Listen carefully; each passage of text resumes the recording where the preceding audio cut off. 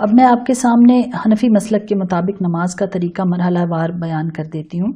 سب سے پہلے نیت کرنی ہے نماز جنازہ کی۔ اپنے دل میں نیت کریں کہ میں نے نماز جنازہ پڑھنے کی نیت کی ہے، جو کہ اللہ رب العالمین کی نماز ہے اور میت کے لیے دعا ہے۔ اس کے بعد تکبیر کے لیے ہاتھ اٹھائیے۔ اللہ اکبر کہتے ہوئے دونوں ہاتھ کانوں تک جب اٹھائیں گے تو اس کے بعد پھر دوسری نمازوں کی طرح ہاتھ باندھ لیں گے اور ثنا پڑھیں گے جیسے عام نمازوں میں پڑھتے ہیں۔ سبحانک اللہم و بحمدک و تبارک اسمک و تعالی جدک و لا الہ غیرک۔ اے اللہ، تو پاک و برتر ہے اپنی حمد و ثنا کے ساتھ، تیرا نام خیر و برکت والا ہے اور تیری بزرگی اور بڑائی بہت بلند ہے اور تیرے سوا کوئی معبود نہیں ہے۔ اس کے بعد دوسری تکبیر کہیں گے اللہ اکبر، لیکن ہاتھ نہیں اٹھائیں گے، پھر درود شریف پڑھیں گے۔ بہتر یہی ہے کہ درود ابراہیمی پڑھیں جو نماز میں پڑھا جاتا ہے۔ اللہم صلی علی محمد وعلی آل محمد کما صلیت علی ابراہیم وعلی آل ابراہیم انک حمید مجید۔ اللہم بارک علی محمد وعلی آل محمد کما بارکت علی ابراہیم وعلی آل ابراہیم انک حمید مجید۔ اے اللہ، محمد صلی اللہ علیہ وآلہ وسلم اور آل محمد صلی اللہ علیہ وآلہ وسلم پر رحمت نازل فرما، جس طرح تو نے ابراہیم علیہ السلام اور آل ابراہیم علیہ السلام پر رحمت نازل فرمائی۔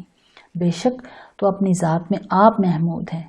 اے اللہ، محمد صلی اللہ علیہ وسلم اور آل محمد صلی اللہ علیہ وسلم پر برکتیں نازل فرما، جس طرح تو نے ابراہیم علیہ السلام اور آل ابراہیم علیہ السلام پر برکتیں نازل فرمائیں۔ بے شک تو اپنی ذات میں آپ محمود ہے۔ درود شریف پڑھنے کے بعد ایک بار پھر تکبیر کہیں گے، لیکن ہاتھ باندھے رہیں گے۔ اس دفعہ میت کے لیے مسنون دعا پڑھیں گے۔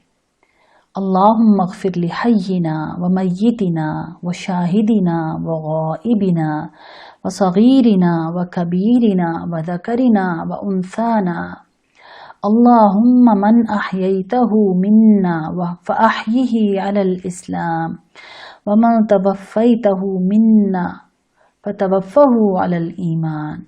اے اللہ، ہمارے زندوں، ہمارے مردوں، ہمارے ان لوگوں کو جو حاضر ہیں اور ان کو جو غائب ہیں، ہمارے چھوٹوں کو، ہمارے بڑوں کو، ہمارے مردوں کو، ہماری عورتوں کو، سب کو تو بخش دے۔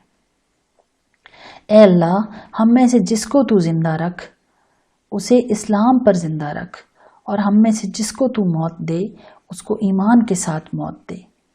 یہاں ایک چھوٹی سی وضاحت کر دوں، اکثر لوگ حینا و میتنا کو پڑھتے ہوئے یہ غلطی کر دیتے ہیں کہ اللہم اغفر لحیتنا و میتنا کہہ دیتے ہیں، میتنا کہتے ہیں، اس سے بچیے گا، لحینا و میتنا، ٹھیک ہے؟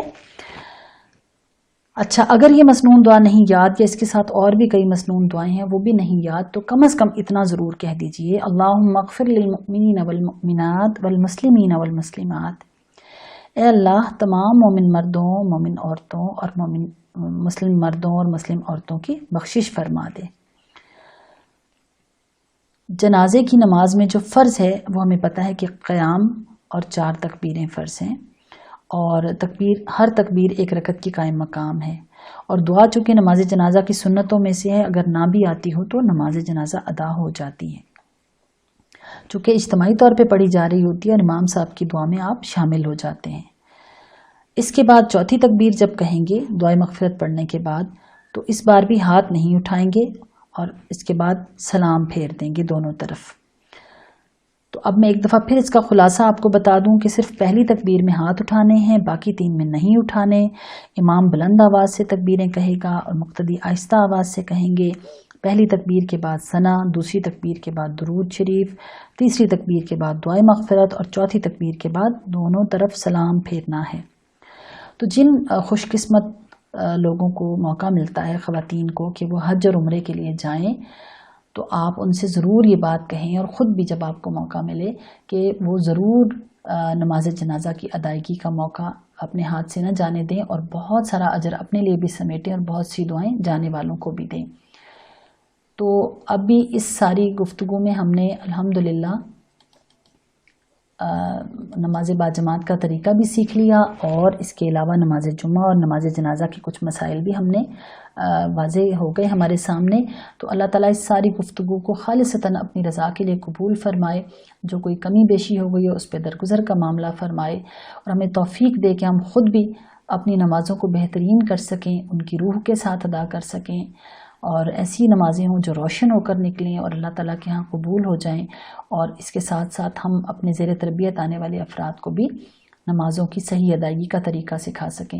یہاں ایک بات چلتے چلتے یہ ضرور کہنا چاہتی ہوں کہ نماز کے یہ ظاہری اعمال جو ہیں یہ بہت اہم ہیں اور ان کا بہت خیال رکھنا چاہیے، لیکن جب بھی آپ نماز کی تربیت دیں یا خود اپنی نماز کی درستگی کی فکر کریں تو اس کی روح کے اوپر بھی ضرور توجہ رہے، اور ضرور یہ بات کہیے کہ اصل طریقہ یعنی اصل جو اہمیت ہے وہ اس کے اندر والی جو روح ہے نا، جو میرا اور آپ کا خشوع و خضوع ہے، جو ہمارا دل نماز میں جھکنا ہے، اللہ کی طرف پلٹنا ہے، اللہ سے دعائیں کرنا ہے، اس کی اہمیت اس سے کہیں زیادہ بڑھ کر ہے۔